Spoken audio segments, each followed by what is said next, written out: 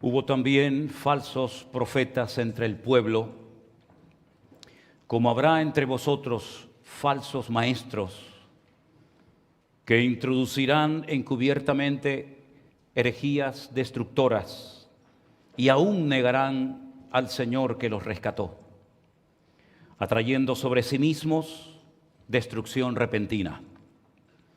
Muchos seguirán sus disoluciones, por causa de los cuales el camino de la verdad será blasfemado. Y por avaricia harán mercadería de vosotros con palabras fingidas. Sobre los tales ya de largo tiempo la condenación no se tarda y su perdición no se duerme. Si habéis prestado atención a estos versículos que he leído en 2 de Pedro, capítulo 2, del 1 en adelante, Pedro habla de que en el pasado hubieron falsos profetas con mensajes totalmente fuera de la verdad de Dios. Pero no solamente habla de un pasado, sino también de lo que ocurrirá en el futuro. Y habrá falsos profetas, habrá en el futuro falsos maestros que introducirán encubiertamente herejías destructoras. Con esto coinciden perfectamente también las palabras del Señor Jesucristo cuando una vez en el huerto de Getsemaní, en el monte de los olivos, sus discípulos se le acercan y le dicen: Señor, ¿qué señal habrá de tu venida y del fin del siglo?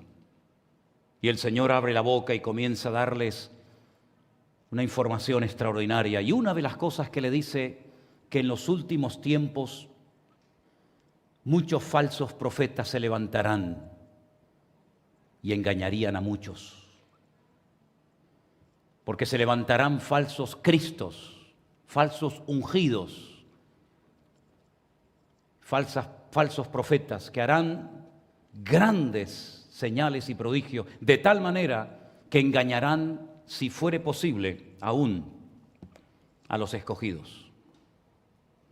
El Señor advirtió claramente de que una de las señales de los últimos tiempos serían falsos predicadores, falsos exponentes del Evangelio, que incluso en algunos casos harían grandes señales y prodigios, de tal manera que si fuere posible, y es posible, engañarían aún a los escogidos. Algunos se preguntan: ¿y estos escogidos de quién se trata? Me llama mucho la atención que cuando queremos ser parte de los escogidos, decimos nosotros somos los escogidos, pero cuando no nos interesa el contexto de la profecía, decimos no, esos son otros, esos son los del pueblo de Israel. Entonces, ¿qué quedamos? ¿Somos o no somos escogidos? ¿Somos escogidos para lo que nos interesa y para lo que no nos interesa y no nos gusta no somos escogidos? Pues yo tenía pensado, yo creía que nosotros que antes no éramos pueblo, ahora somos pueblo de Dios, real sacerdocio, nación santa, pueblo adquirido por Dios, para que anunciemos las virtudes de aquel que nos llamó de las tinieblas a su luz admirable. Así que una de las señales de los últimos tiempos tiene que ver con lo que va a pasar dentro de las congregaciones. El mensaje que van a recibir los creyentes, los discípulos de Cristo, en los últimos tiempos. Si comenzamos a leer la Biblia por el Antiguo Testamento, vamos a encontrar capítulos enteros que hablan de falsos profetas. Incluso aparecen falsos profetas y sus mensajes. He hecho una pequeña selección del capítulo 23 del libro de Jeremías. Presten atención a estos versículos. No voy a leer todo el capítulo, pero presten atención a estas palabras. A causa de los profetas mi corazón está quebrantado dentro de mí. Todos mis huesos tiemblan. Estoy como un ebrio y como hombre a quien dominó el vino, delante de Dios y delante de sus santas palabras. En los profetas de Samaria he visto desatinos. Profetizan en nombre de Baal e hicieron errar a mi pueblo Israel.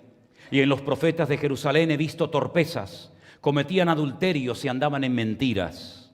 Y fortalecían las manos para que ninguno se convirtiese de su maldad, me fueron todos ellos como Sodoma y sus moradores como Gomorra. Por tanto, así ha dicho el Señor de los ejércitos contra aquellos profetas: he aquí que yo les hago comer ajenjos, hierbas amargas, y les haré beber agua de hiel, porque de los profetas de Jerusalén salió hipocresía sobre toda la tierra.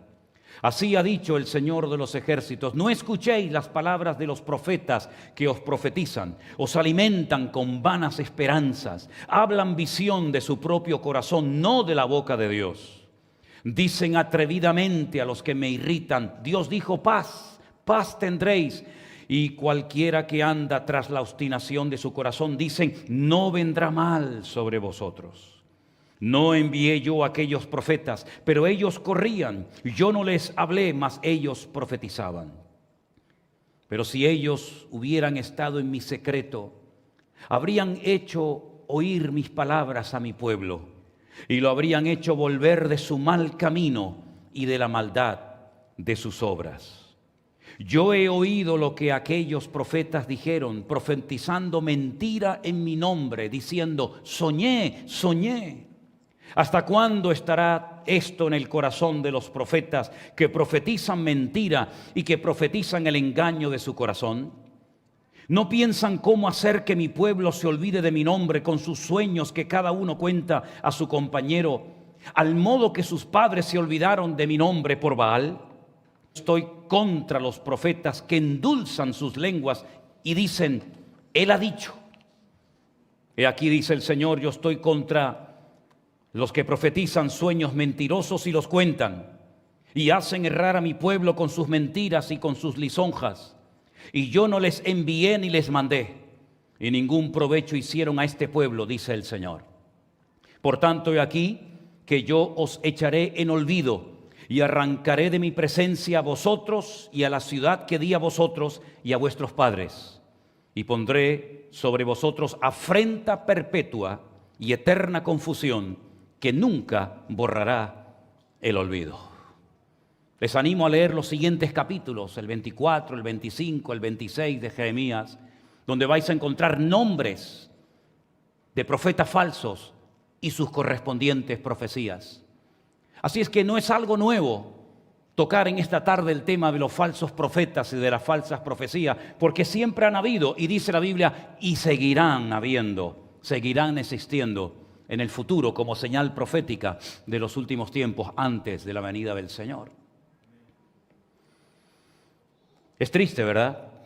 Es triste ver cómo a veces la gente prefiere oír las falsas promesas y esperanzas de estos fraudulentos y engañadores que las palabras verdaderas del corazón de Dios.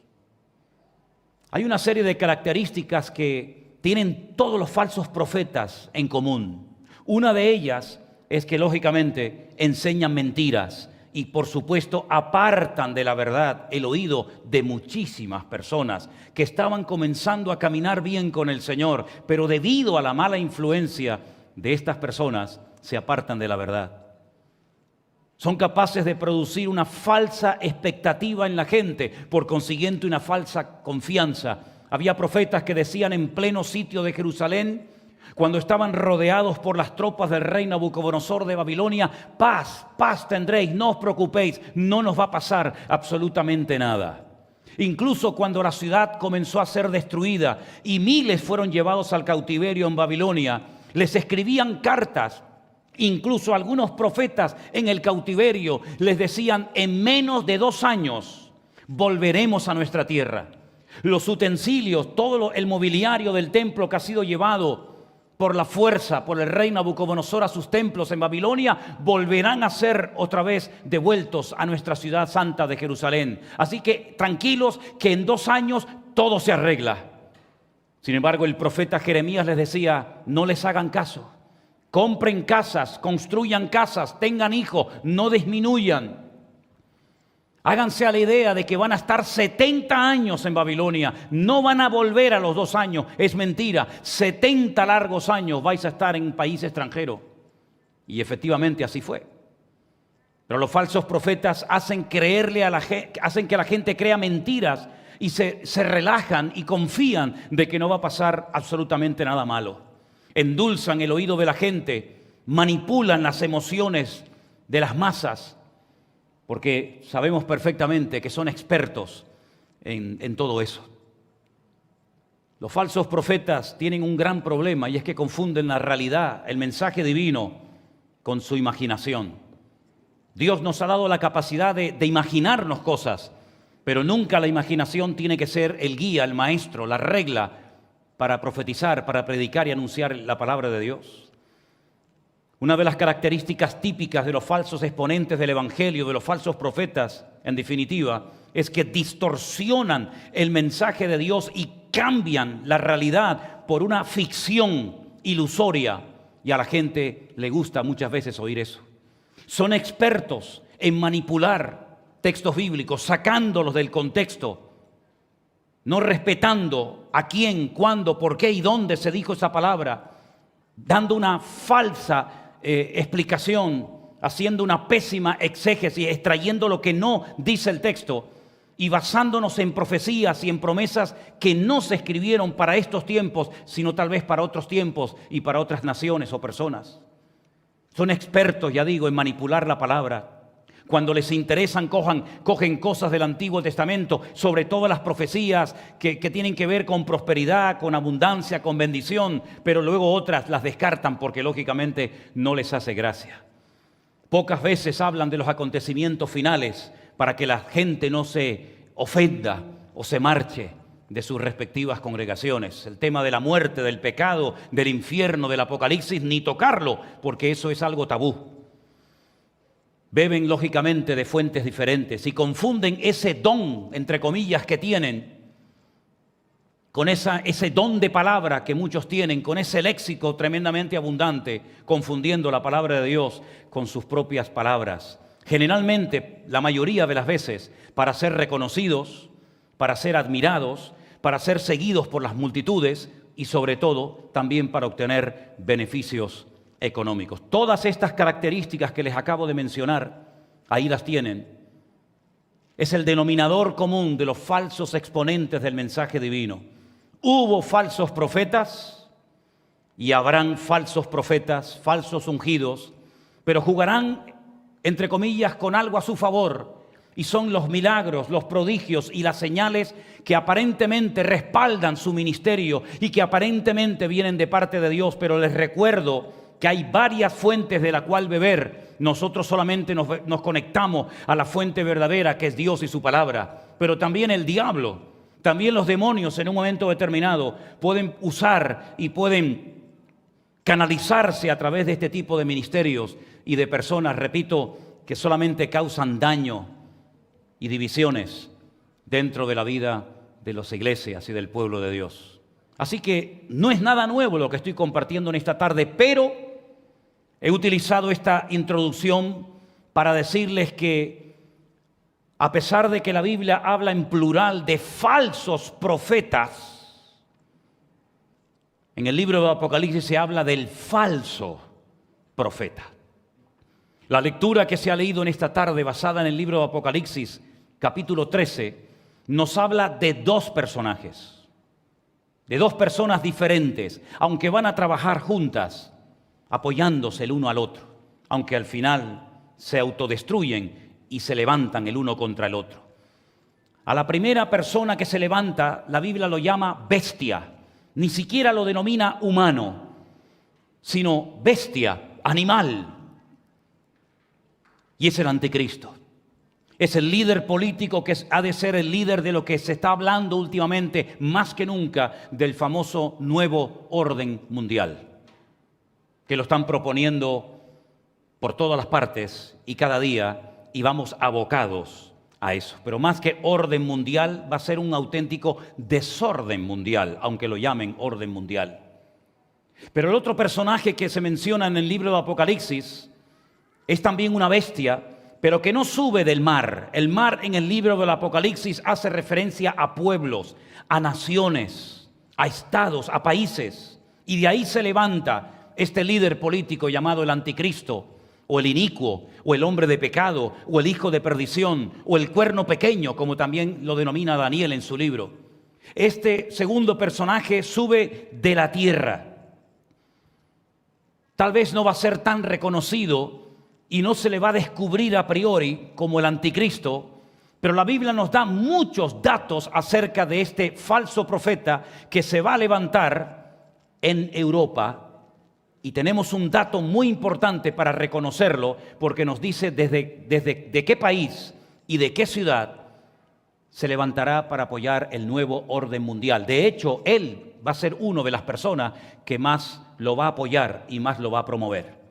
Volvamos otra vez, por favor, a Apocalipsis capítulo 13, donde dice que esta bestia que sube de la tierra tenía 2 cuernos semejantes a los de un cordero. Esto es lenguaje simbólico, esto no es algo literal. No se va a levantar una persona de carne y hueso, un ser humano con cuernos de cordero, ni mucho menos, sino es una forma de describir su apariencia. Cuidado, porque las apariencias engañan. La Biblia nos enseña, y lo hemos leído en otras ocasiones, que tendrán apariencia de piedad, de santidad, de bondad, pero negarán la eficacia de ella. A tales evita, dice la palabra de Dios. Así que tendrá apariencia de cordero, pero habla como un dragón. Y sabemos en la Biblia a quién se le llama dragón, solamente a un personaje. No hay ningún otro personaje al cual se emplee la palabra, el calificativo de dragón, más que a Satanás, al diablo, al padre de mentira, a Belcebú, como tantos y tantos nombres que recibe en la Biblia. Ejerce toda la autoridad de la primera bestia en presencia de ella y hace que la tierra y los moradores de ella adoren a la primera bestia cuya herida mortal fue sanada.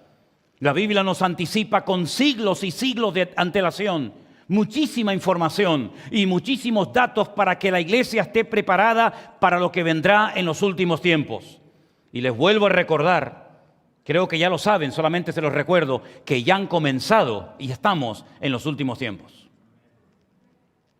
Y la Biblia nos enseña que toda la información que recibimos, no solamente en el libro del Apocalipsis, sino por ejemplo en las cartas de Pablo, y en el libro de Ezequiel, y en el libro de Daniel, y otros libros del Antiguo y Nuevo Testamento, nos dan muchísima información para que la iglesia esté preparada para saber cómo vivir en victoria, cómo mantenerse en santidad y unida contra todos los millones de dardos de fuego que el diablo lanzará en los últimos tiempos contra la iglesia del Señor Jesucristo. Hace que todos los moradores de la tierra adoren a la bestia. Es decir, su objetivo no es llamar la atención hacia sí mismo, sino ser, digamos, como un medio, un canal para que la gente termine adorando y honrando y exaltando, como si fuera un Dios, al famoso anticristo. Anticristo que recibirá en un momento determinado de su gobierno, de su mandato, una especie de atentado, de herida mortal.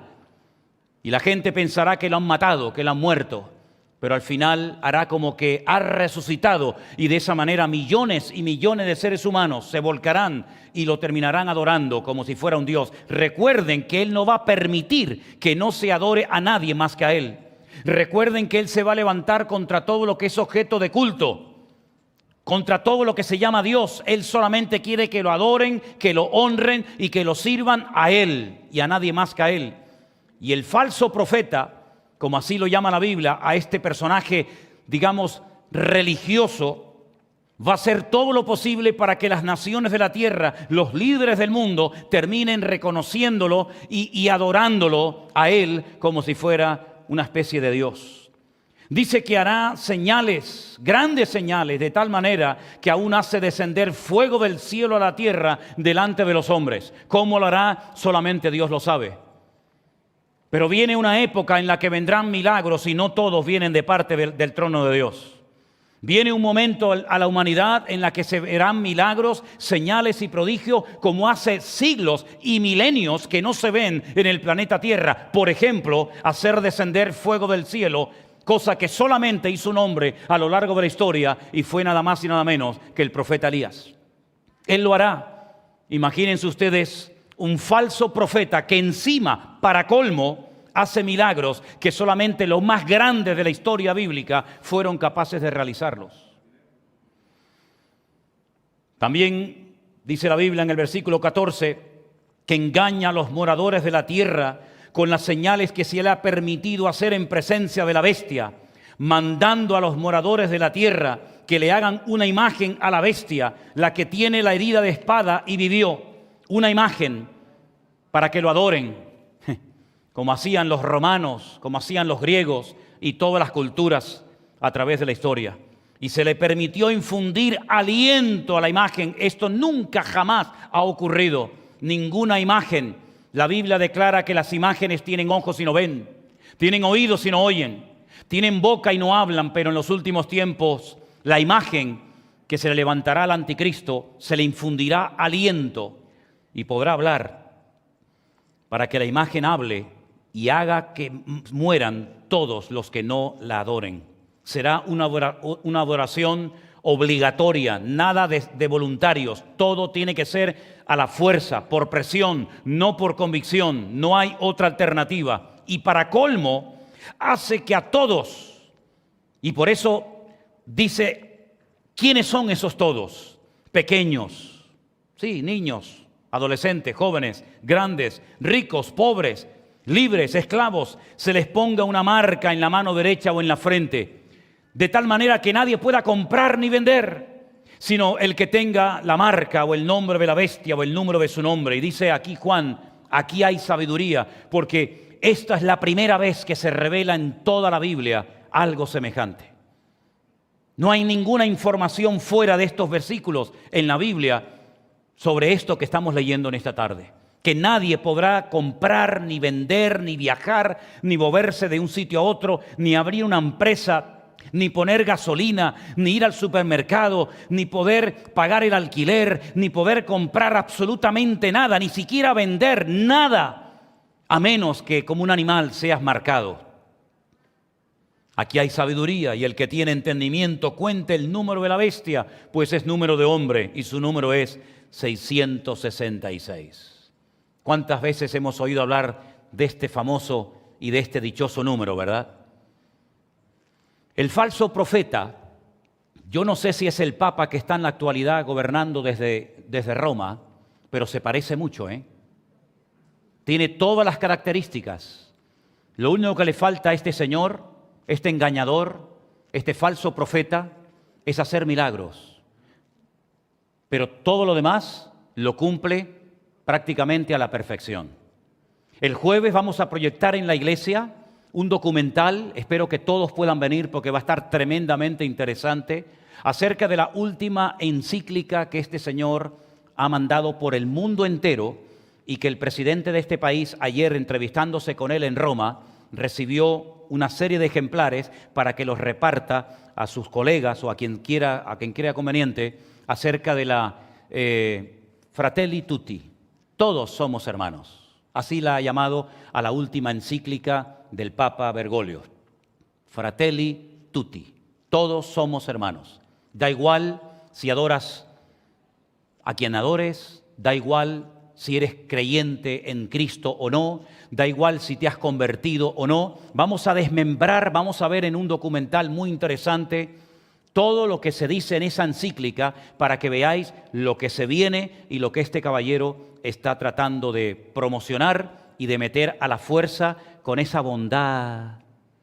Fratelli tutti, fratelli tutti, fratelli tutti, ni tutti ni fratelli. El falso profeta. Me llama la atención el adjetivo que utiliza la Biblia para hablar de este hombre. Falso. Si ya es falso, me da igual si se llama profeta, pastor, apóstol, evangelista, me da exactamente igual. Ya con la primera palabra ya me lo dice todo. Falso, mentiroso, impostor, que aparenta una cosa, pero no tiene nada que ver con la realidad. Por eso dice que tiene cuernos, ¿verdad? Como los de un cordero, pero sin embargo cuando habla, habla como Satanás, como un dragón, que es el calificativo, el adjetivo que nos da la Biblia acerca de esta persona.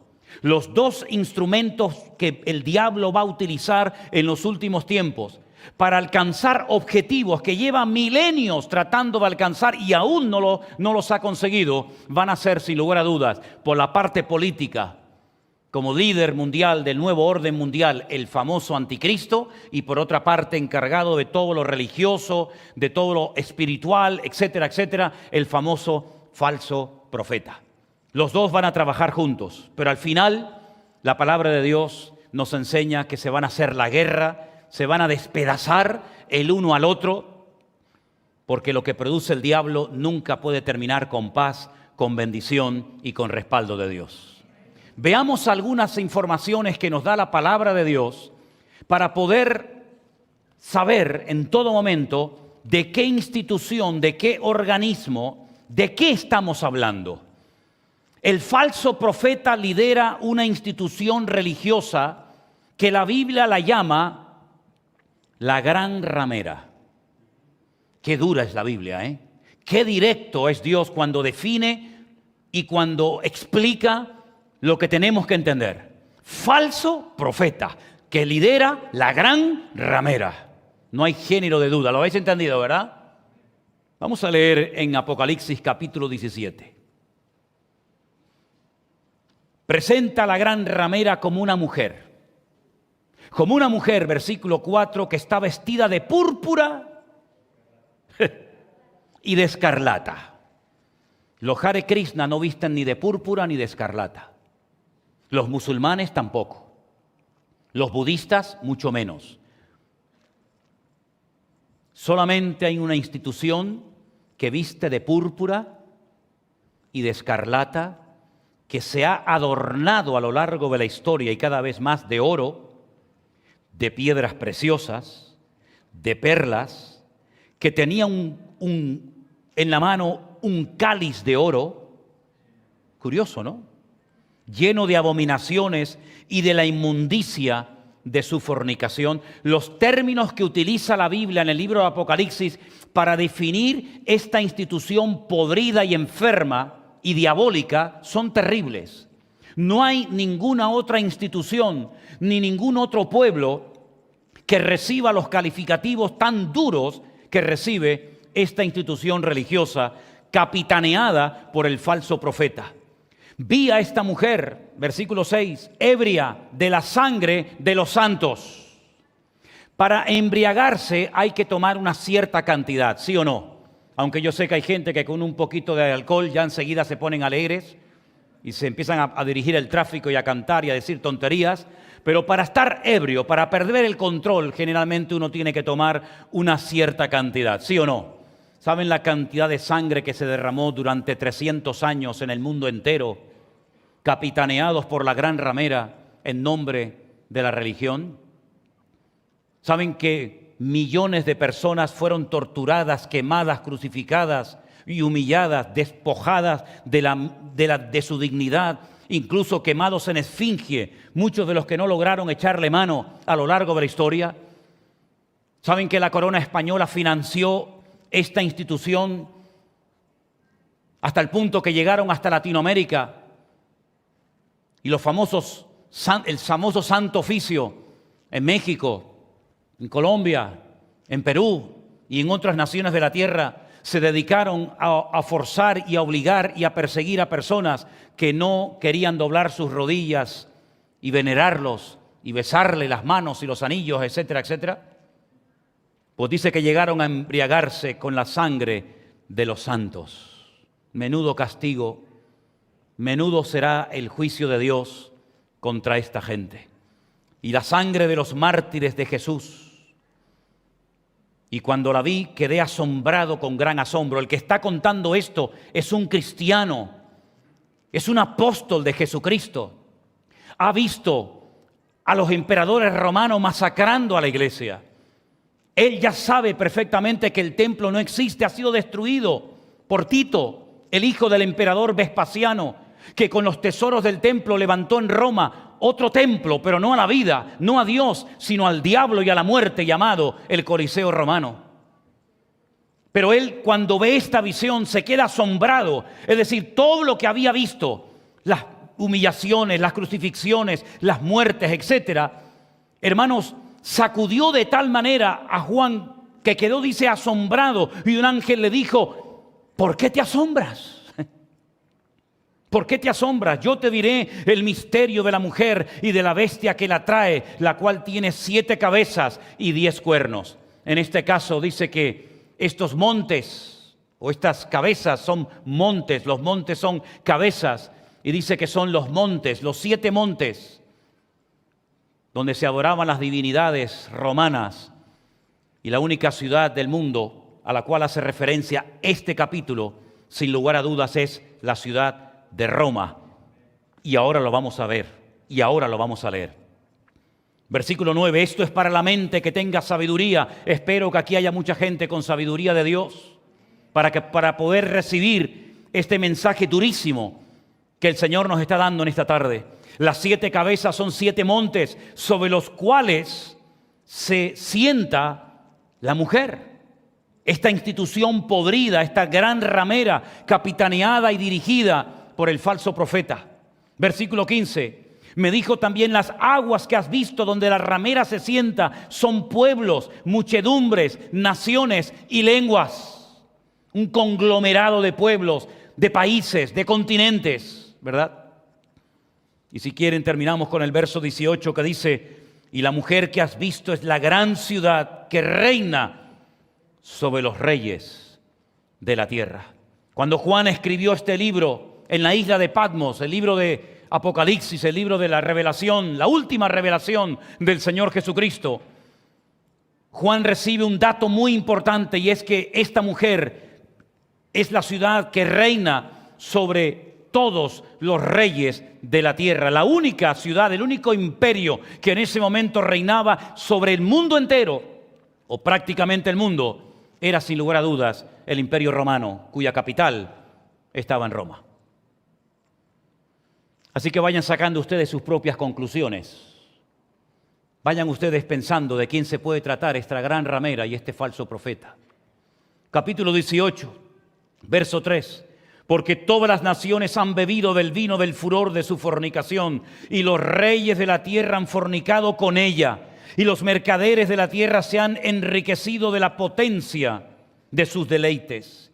Y oí una voz del cielo que decía: salid de ella, pueblo mío, para que no seáis partícipes de sus pecados, ni recibáis parte de sus plagas.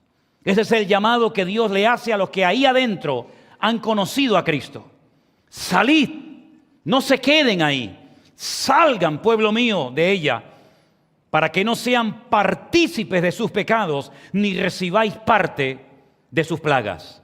Cada vez que nos escribe o que me escribe alguien que me dice: no, es que en mi iglesia hacen esto o aquello, y me cuentan auténticas barbaridades, le digo: pues si usted se queda en un lugar donde no está siendo Cristo el centro, si usted se queda en una congregación donde no se está enseñando la sana doctrina, si usted se queda en una congregación donde sabe con la palabra de Dios en la mano que lo que se está haciendo, lo que se está predicando no es bíblico, si usted se queda, usted se hace copartícipe de esa iglesia y de ese desorden.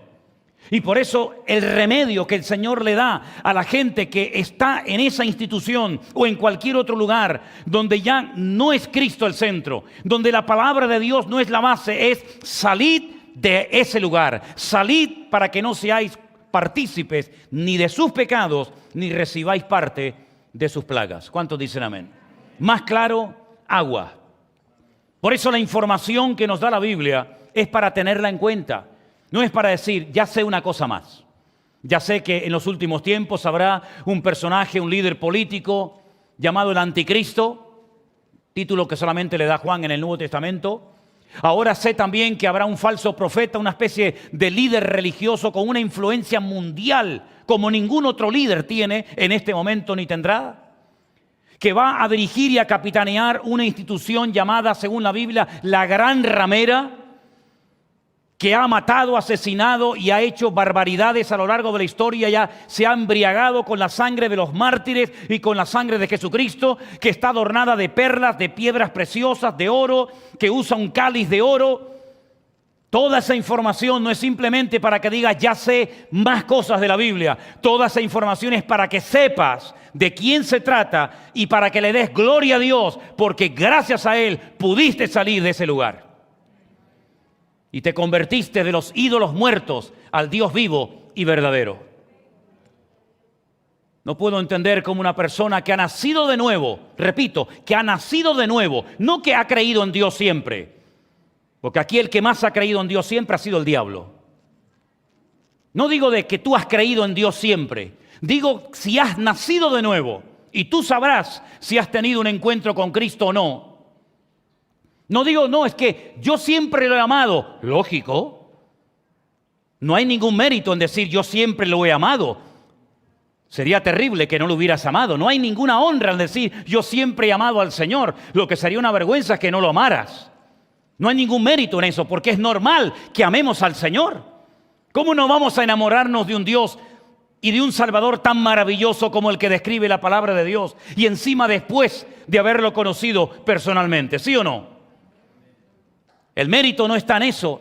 El mérito está en que gracias a la luz del Evangelio, gracias a esas escamas que se cayeron de mis ojos, gracias a que pude conocer la verdad, pude salir de una institución que va a ser sacudida y destruida en los últimos tiempos, y no va a quedar ni rastro de esa institución que durante siglos y siglos ha enseñado, sí, cosas de la Biblia, no digo que no, pero también muchísimas cosas que no tienen absolutamente nada que ver ni con Dios, ni con la Biblia, ni con el Evangelio de nuestro Señor Jesucristo.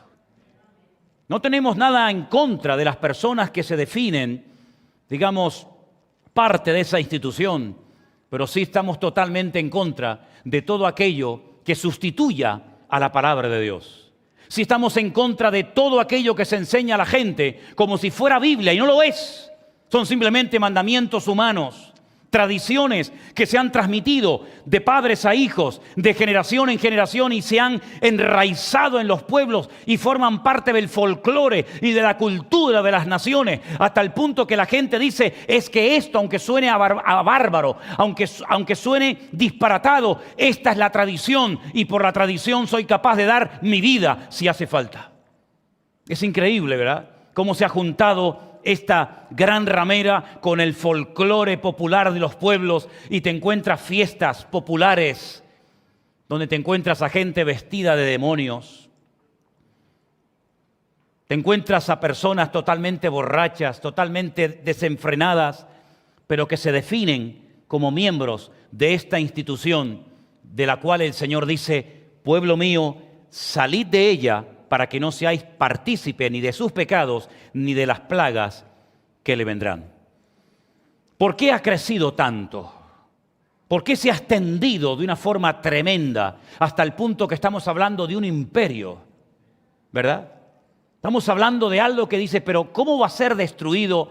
¿Cómo va a ser humillado? ¿Cómo va a desaparecer algo tan poderoso? Algo que se ha enraizado en más de 1.000 millones de personas en el mundo entero. Permíteme leerte parte del Salmo 92. El Salmo 92 nos da una clave extraordinaria acerca de por qué ha crecido tanto esta institución y otros organismos en los últimos tiempos y a lo largo de la historia. Salmo 92, versículo 6. El hombre necio, aquí no hay ninguno necio, ¿verdad? El hombre necio no sabe. El necio. ¿A quién llama la Biblia necio? Dice el necio en su corazón, no hay Dios. El hombre necio, el incrédulo, el que no quiere aceptar la realidad de la existencia de Dios, la causa necesaria, como decía Moisés Maimónides en sus escritos, ¿verdad? El hombre necio, el que se niega rotundamente a creer en Dios, no sabe. Y el insensato no entiende esto, lo que vamos a leer a continuación. ¿A quién llama la Biblia insensato? Necio es al que no quiere creer en Dios, al que se niega, al que rehúye creer en Dios. Ese es el necio, el Nabal. El nombre que tenía, dicho sea de paso, el marido de Abigail, Nabal, necio. Pero el insensato, según la Biblia, es el que edifica su vida sobre la arena y no sobre la roca. ¿Sí o no? Y el insensato no entiende esto. ¿Qué es lo que no entiende? Ahora viene, cuando brotan los impíos como la hierba y florecen todos los que hacen iniquidad, uno dice, ¿y para qué? Para ser destruidos eternamente. Y por eso están proliferando como los champiñones, como la seta, como la hierba, impíos, inicuos por todas partes del mundo. Y por eso no nos tenemos que asombrar de cómo la maldad se está multiplicando de una forma brutal para ser destruidos eternamente y para siempre. El Salmo 94, una oración donde el salmista dice, Señor, Dios de las venganzas, muéstrate, engrandécete, oh juez de la tierra, da el pago a los soberbios. ¿Hasta cuándo los impíos? ¿Hasta cuándo, oh Dios, se gozarán los impíos? ¿Cuántas veces te has preguntado esto? ¿Cómo es posible? Gente que roba, gente que adultera, gente que miente, gente que no paga lo que tienen que pagar, gente que lleva una vida que es un desorden. Parece que la vida les sonríe, parece que todo les va bien. Y uno que quiere vivir, ¿verdad?, conforme a la palabra de Dios, conforme a lo que dice la Escritura, parece como que todo se nos hace cuesta arriba. Y el salmista decía, ¿hasta cuándo? ¿Hasta cuándo va a durar? Casi como diciendo, esta injusticia. ¿Hasta cuándo pronunciarán? Hablarán cosas duras, se vanagloriarán todos los que hacen iniquidad. ¿Hasta cuándo? Dice el salmista. A tu pueblo, oh Dios, quebrantan y a tu heredad afligen. A la viuda y al extranjero matan y a los huérfanos le quitan la vida. Y dijeron, no verá, Dios no se entera de nada. Dios no verá ni entenderá el Dios de Jacob. Fíjate, no creen en Dios, rechazan a Dios, pero luego se mofan de Él diciendo, Dios no se va a enterar de nada, podemos hacer lo que nos da la gana. Ay, amigos, entended, necios del pueblo, vosotros fatuos, ¿cuándo seréis sabios? El que hizo el oído no oirá, el que formó el ojo no verá, el que castiga a las naciones no reprenderá, no sabrá el que enseña al hombre la ciencia. El Señor conoce los pensamientos de los hombres, que son vanidad. Bienaventurado el hombre a quien tú, oh Dios, corriges y en tu ley lo instruyes para hacerle descansar en los días de aflicción, en tanto que para el impío se cava el hoyo, porque no abandonará el Señor a su pueblo. ¿Cuántos dicen amén? Ni desamparará su heredad, sino que el juicio será vuelto a la justicia y en pos de ella irán todos los rectos de corazón. ¿Quién se levantará por mí contra los malignos? ¿Verdad? ¿Quién estará por mí contra los que hacen iniquidad? Si no me ayudara el Señor, pronto moraría mi alma en el silencio. Qué tremendo salmo, ¿eh? Cuando yo decía, mi pie resbala, tu misericordia, oh Dios, me sustentaba. En la multitud de mis pensamientos dentro de mí, tus consolaciones alegraban mi alma. ¿Os dais cuenta cómo el salmista se refugia en el Señor? ¿Se dan cuenta cómo el salmista, sí, ve injusticias, ve desorden, ve abusos, ve cómo proliferan los impíos, ve cómo abusan de los huérfanos, de las viudas, etcétera? Pero sin embargo, hay una esperanza, y esa esperanza la tenemos que mantener viva todos y cada uno de nosotros en el día de hoy, hermanos. Porque estamos viendo injusticias, estamos viendo cosas terribles, y uno dice, pero han perdido el norte, han perdido el sentido común, ya no hay temor de Dios, no hay principio, a lo malo lo presentan como bueno, a lo bueno como malo. ¿Hasta cuándo? Pero vemos que el salmista no se hunde en su desánimo, en su tristeza, sino que él se refugia en Dios. Pero mira lo que dice aquí. Se juntará conmigo el trono de iniquidades que hace agravio bajo forma de ley. Claro, como tienen el poder para hacer leyes, lo que hacen es que dan una ley, aprueban una ley para fomentar el pecado y el desorden contra Dios. En forma de ley, ya no es delito, ya no es ningún delito. Si quieren, ustedes lo llamen pecado, pero ya no es ningún delito hacer esto o aquello. Incluso hasta lo subvencionamos y lo promocionamos y le hacemos programas de televisión y traemos a gente famosa, ¿verdad? Y hacemos reuniones multitudinarias y cortamos las calles de una ciudad para que después dejen la ciudad sucia y patas arriba, porque al fin y al cabo el pecado nosotros lo hemos legalizado. Ya no es un agravio, ya no es un delito, sino que ahora ya en forma de ley hay un amparo, ¿verdad? Un amparo, digamos, legal para que el desmadre, el descontrol sea legal. Tremendo. Se juntan contra la vida del justo, condenan la sangre inocente.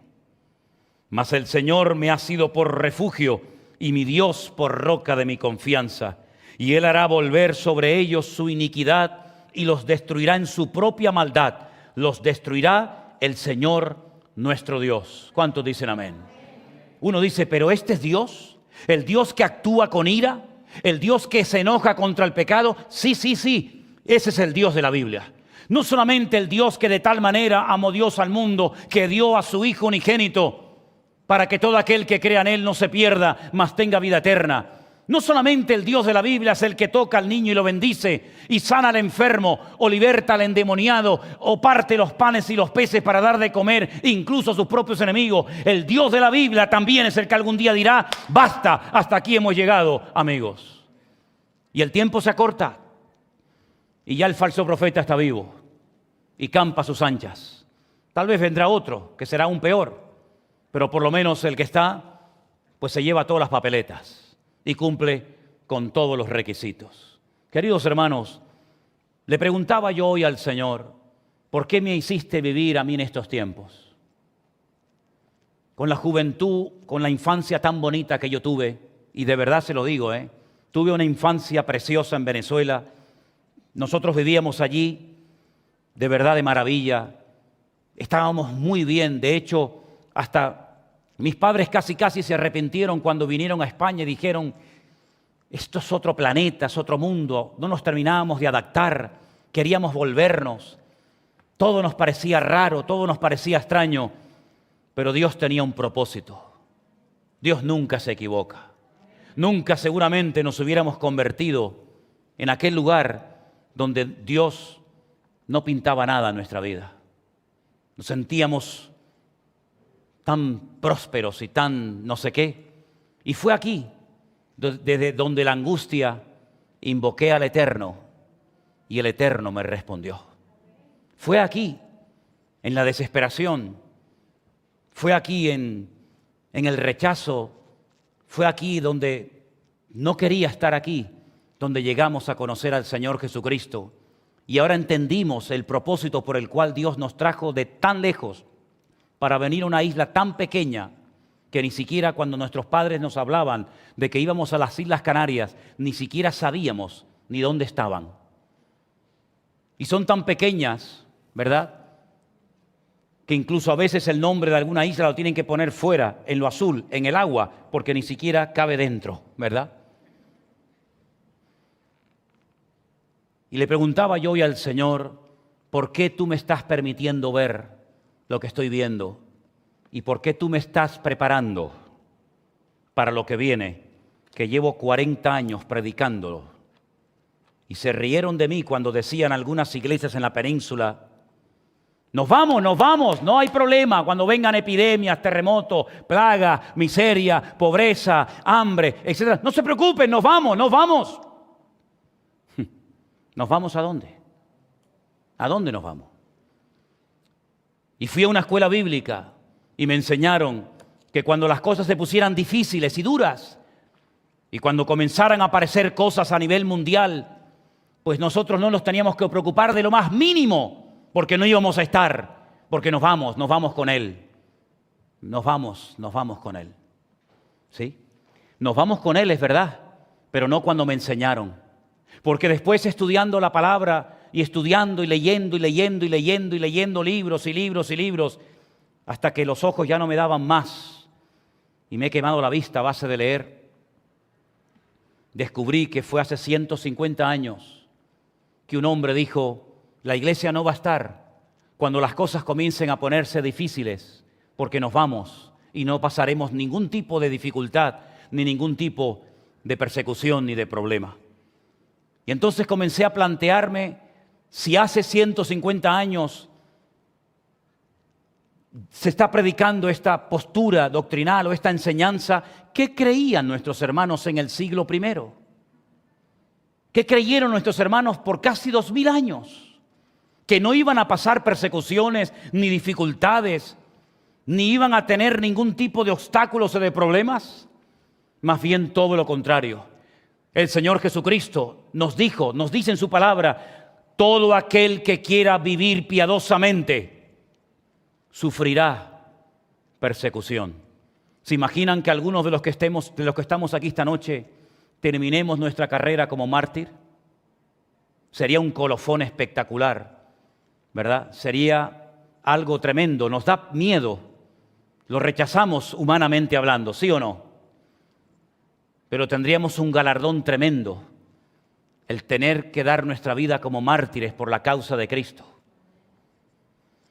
Nunca me lo he planteado, pero ¿quién sabe lo que está a punto de suceder en el mundo? Se están haciendo reuniones en todas partes. Altos líderes y dirigentes del mundo están tratando de darle forma al puzzle, de cambiar las cosas, de hacer un nuevo orden, una nueva estructura, una nueva economía, una nueva política, una nueva religión. Todo se está dando como nunca antes, ¿verdad? Y pocos son los que denuncian, pocos son los que dan una información, pocos son los que dicen, iglesia, no os sorprendáis del fuego de prueba que os ha sobrevenido, como si alguna cosa extraña os aconteciese. Hoy estuve escuchando, me quedé muy impactado. Yo mismo, viéndome a mí mismo, escuchándome a mí mismo, me quedé muy impactado cuando el domingo de resurrección, aquí en la iglesia, estábamos Elena, Miriam y yo predicándole a una iglesia de sillas vacías. Y parece mentira, ¿verdad? Pero ¿no será que el Señor nos ha estado preparando día tras día, semana tras semana, para cosas tremendas que ya han comenzado en muchas partes del mundo a suceder, mis amados hermanos? Nuestros padres nos enseñaron y nos prepararon para la vida. Estudié en los mejores colegios en Venezuela, estudié en los mejores colegios en España. No lo valoré, pero era la verdad. Nos prepararon para la vida, nos daban consejos y nos ayudaban para que fuéramos hombres el día de mañana y tuviéramos una carrera y tuviéramos estudios y tuviéramos, pero cuando conocimos al Señor nos dimos cuenta de que no nos habíamos preparado para la vida, pero la vida eterna. No nos habíamos preparado para esa vida. Nos habíamos preparado para esta vida pasajera y efímera, para la gloria del mundo. Y sé por experiencia que la gloria del mundo es tan traicionera que los que hoy te levantan a los altares y te dicen, el amado pastor José Manuel Sierra, mañana te pueden abandonar o crucificar. Es que es así. Y no nos tiene que sorprender nada de esto, ¿verdad? Y hoy te llaman de televisiones y de radio y te hacen entrevistas y te dicen el pastor de la pandemia y el pastor de los devocionales. Ay, por favor. No nos damos cuenta de que todo esto es simplemente un instrumento que el Señor está utilizando, porque puede ser, no lo afirmo, pero puede ser, y ahí dejo el comentario, que puede ser que seamos la última generación de creyentes que están viviendo en este planeta llamado Tierra. ¿No lo habéis pensado en alguna ocasión? Que Dios nos ha entrenado y Dios nos ha preparado para vivir cada vez con menos, para tener restricciones hasta la hora de venir a una iglesia, algo impensable hace unos meses, ¿verdad? ¿Saben la cantidad de gente que no ha podido hoy venir a la iglesia? ¿Saben la cantidad de hermanos que me dicen, por favor, yo quiero ir y quiero ir? ¿Saben? Miren a su alrededor, familias enteras que hoy no han podido venir a la iglesia. Algo impensable. Toque de queda en España. Y dice, pero si eso es en el tiempo de la guerra. No, aquí Canarias no ha llegado. Sí, espérate. Cuando empiecen a llegar los ingleses y los alemanes y miles de Europa que entran por el aeropuerto como Pedro por su casa y encima le regalan un mapa para que se muevan por toda la isla como peces en el agua. Esto es alucinante, ¿verdad? Porque si no la economía se hunde. Pero es que ya España viene hace mucho tiempo hundiéndose. Antes de la pandemia ya estaba en coma España. Y ahora simplemente lo que ha ocurrido es que se le ha bajado el ritmo, se le han bajado las pulsaciones, pero España sigue estando en coma desde hace mucho tiempo, hasta que doble sus rodillas delante del trono de Dios. Y lo van a doblar, y el coleta se tendrá que postrar un día delante del Señor. Escúchalo bien, escúchalo bien. Pablo Iglesias, algún día tendrás que doblar tus rodillas delante de mi Señor. Y el presidente de España y todos los gobernantes del mundo entero tendrán que doblarse delante del Rey de Reyes y Señor de los Señores. Y el señor Bergoglio de Roma, tú también tendrás que postrarte delante de mi Dios y pedir perdón por las barbaridades que has hecho y estás diciendo. Y viene el tiempo en el que el Señor está limpiando su amada iglesia. Y viene el tiempo en el que Dios está levantando un remanente maravilloso de hombres y mujeres que se están tomando en serio el Evangelio. Ya no es tiempo de andar con medias tintas. Ya no pasa desapercibido nadie en la iglesia. De hecho, hasta cuando entras por la puerta, ya se nota el espíritu que traes. Simplemente mirándote a la cara, automáticamente ya se nota el espíritu con el que traes y con el que vienes. Por eso, amados hermanos, aprovechemos el tiempo. ¿Cuánto tiempo nos queda? Solamente el Señor lo sabe. Pero que vamos a comenzar a ver cosas que las generaciones del pasado no vieron, no les quepa a ustedes la menor duda. Y si alguien en casa se está preguntando, pero entonces la postura del pastor José Manuel Sierra, el pastor de la pandemia, sobre los últimos tiempos, ¿cuál es? Que la iglesia pasará por lo menos la primera parte de la gran tribulación. Oh, lo dijo. Sí, pues lo vengo diciendo hace 40 años. Pasa que no había estos medios. Yo creo que pasaremos los sellos. Yo creo que estaremos hasta la 7ª trompeta.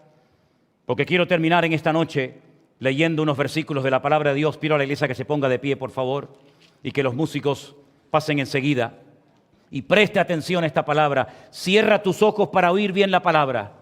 No te distraigas. No mires a diestra ni a siniestra, ni atrás ni adelante. Cierra tus ojos y escucha estas palabras. Palabra de Dios. Primera de Corintios, capítulo 15.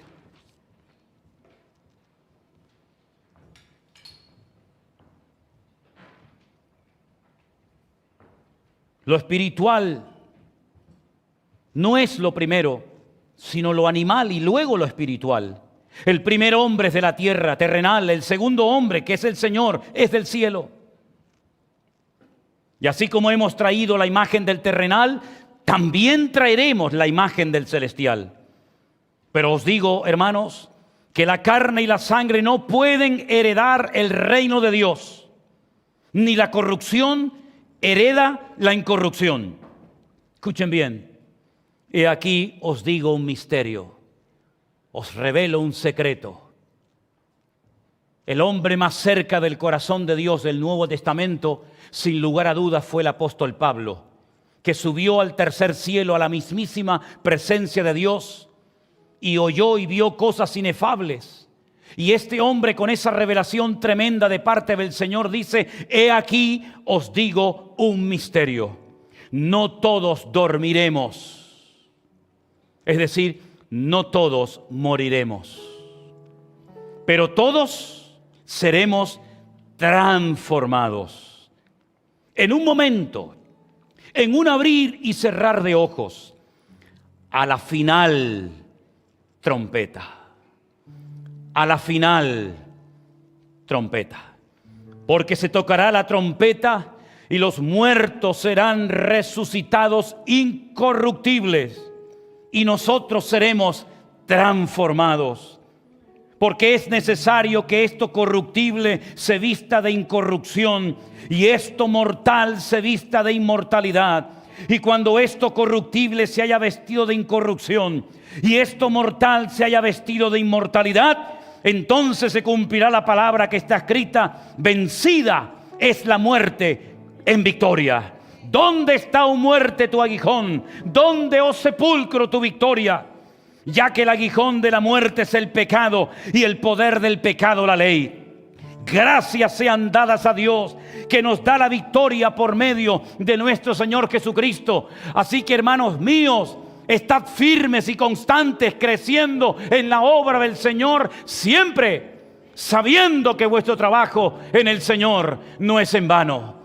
Hermanos queridos, la Biblia nos habla de sellos, la Biblia nos habla de trompetas, la Biblia nos habla de copas en el libro del Apocalipsis.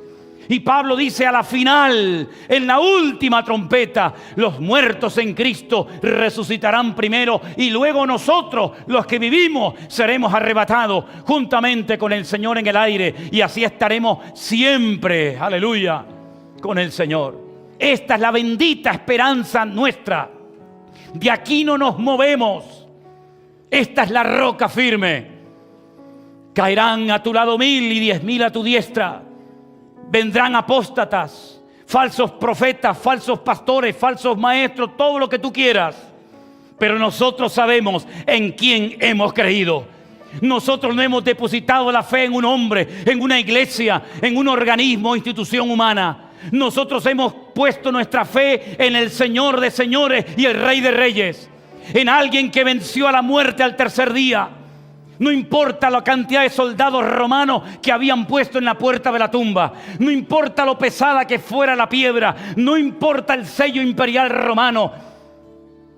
Aunque todo el infierno estuviera de guardia y atento al tercer día, bien temprano a la mañana, el Señor de señores y el Rey de reyes, el Alfa y el Omega, al que hemos cantado y adorado esta noche, se levantó, resucitó de la tumba. Y por eso aquel ángel pudo decir con la autoridad de Dios: no busquéis entre los muertos al que vive, porque ha resucitado y va delante de vosotros. Él va delante de nosotros. Él sabía en enero lo que pasaría en marzo.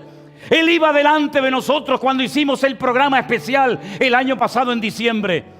Él iba delante de nosotros, hermanos, cuando tuvimos aquellos retiros y aquellos campamentos el año pasado. Él sabía que hoy nosotros íbamos a estar aquí reunidos en este lugar, porque Él siempre irá delante de nosotros. Por eso caminamos, por eso reímos, por eso también lloramos si hace falta. ¿Por qué? Porque Él va delante de nosotros. Nos infunde aliento, nos infunde confianza. Él va delante de nosotros. Ahora entendemos el dolor de Moisés cuando dijo: Señor, ¿cómo que no vienes conmigo? Si tú no vienes conmigo, no me muevo de aquí. Y ahora, Señor, te pido que vengas con nosotros y que nos muestres tu gloria. Iglesia, oremos al Señor para que el Señor esté con nosotros y para que nosotros estemos con Él y para que nos muestre su gloria. Yo quiero ver a estas alturas de mi vida la gloria de Dios en la iglesia. Yo quiero ver la gloria de Dios en Canarias. Yo quiero ver la gloria de Dios en estos tiempos. Muéstranos tu gloria, Dios. Muéstrame tu gloria, Señor. Muéstranos tu gloria, Dios. Aviva tu obra, Señor. Sacude tu iglesia. Reprendemos toda obra del diablo, todo falso profeta y mentira. Señor, tú eres nuestro Dios, nuestro Alfa y Omega. Yeshua, te alaba mi alma, Señor. A ti la gloria y la honra. Señor, fortalece nuestra fe, Padre. Fortalece nuestra fe, Señor. Aleluya. Tú eres digno, Señor. No te apartes nunca del Señor, porque eres hombre muerto. No se puede vivir sin Dios. Es imposible vivir sin Dios. Los que viven sin Dios no están viviendo, están muriendo poco a poco. El hombre sin Dios no está vivo, está muerto. El hombre sin Dios es un cadáver. El hombre con Dios es una persona que ha muerto y que cada día muere. Y muere de la muerte que lleva dentro. Muere porque no está conectado a la fuente divina y eterna que es nuestro Dios. Miren, hermanos, el Señor está esta tarde en este lugar de una forma tremenda, ¿saben? Tremenda. Y yo no quiero que tú te vayas de aquí sin hablar con Él. Dile al Señor, aprovecha su presencia aquí. Señor, haz de mí un hombre de Dios. Haz de mí una mujer de Dios. Hemos tropezado y caído, pero nos hemos levantado. Nos hemos enfriado y apartado, pero hemos vuelto. Nos hemos rebelado y enfadado, pero hemos vuelto al redil, al pastor de los pastores.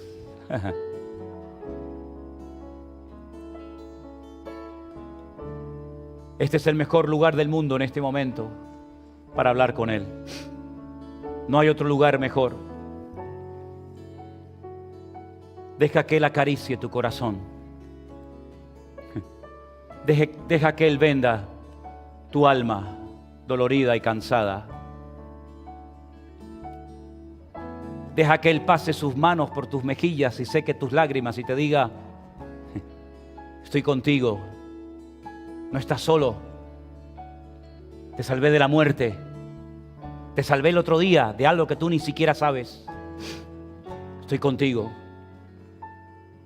Háblale a Él. Háblale al Señor. Cuando te zambulles en Cristo, cuando te metes en el corazón del Señor, toda lepra, todo vacío, toda angustia desaparece como la lepra de Naamán en el Jordán, que se sumergió y salió con la piel de un niño. Nuestra piel ya no es la de un niño. Hay arrugas y canas que peinar, pero nuestro espíritu y nuestra alma está más libre y gozoso que nunca, porque hemos descubierto a Dios en la angustia, porque le invocamos en la angustia. Y Él dijo ahora. Esa es la palabra que tengo para la iglesia esta tarde. Dios dijo ahora. Ahora. Aleluya. Ahora. Ahora esa bendición, esa nube se ha posado. Ahora es el día de decir adiós a mi vicio, adiós a mi atadura. Dios ha dicho ahora, ahora. No tengas miedo. Si estás en santidad, en orden y alineado con el Señor, haz lo que venga a tu corazón, que Dios está contigo. Hazlo por fe y el Señor te respaldará, porque el Señor está contigo. Aleluya. Obra, Señor, en cada familia aquí representada. Obra en cada familia, Señor. Obra, Señor, trae vida y vida en abundancia. Bendito sea tu nombre, mi Señor. Gracias, Señor. Oh, santo, santo. Oh, Jesús.